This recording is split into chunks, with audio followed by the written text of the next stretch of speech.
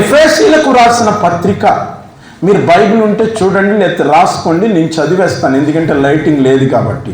ఎఫెసీయులకు రాసిన పత్రిక 4వ అధ్యాయం 8-9 వచనాలను మనం చూచినప్పుడు, అందుచేత ఆయన ఆరోహణమైనప్పుడు చెరను చెరగా పట్టుకొని పోయి మనుషులకు ఈమెను అనుగ్రహింపబడి ఉన్నది.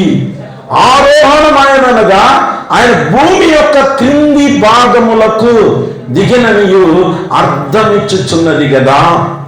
చూడండి, ఇక్కడ గమనించండి, యేసుక్రీస్తు ప్రభువారు సమాధిలో ఉన్నప్పుడు ఆయన చేసిన పని ఏమిటంటే చెరలు చెరగా ఆయన పట్టుకొని పోయారు, మనుషులకు ఈవులు అనుగ్రహించారు. ఈవులు అనగా వరాలు, బహుమతులు అనుగ్రహించాడు.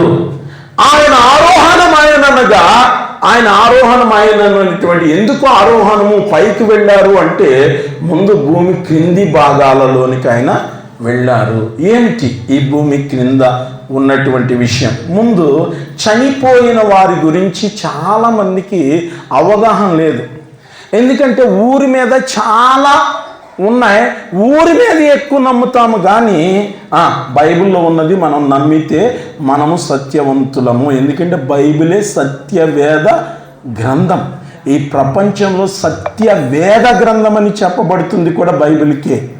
కాబట్టి ఈ సత్యవేద బైబిల్ గ్రంథంలో ఏమై ఉంది, ఏమని వ్రాయబడి ఉంది, ఎందుకు ఆయన చెరను చెరగా పట్టుకొని వెళ్ళారు అనేది మనం చూసినట్లయితే, ముందుగా మరణించిన వారిని గురించి మనం చూస్తున్నప్పుడు కీర్తన గ్రంథము 6వ కీర్తన 5వ చరణంలో, కీర్తన 6వ కీర్తన 5వ చరణంలో, మరణమైన వారిని నిన్ను గూర్చిన జ్ఞాపకం లేదు, పాతాళంలో ఎవ్వరు నీకు కృతజ్ఞతాస్తుతులు చెల్లింపరు.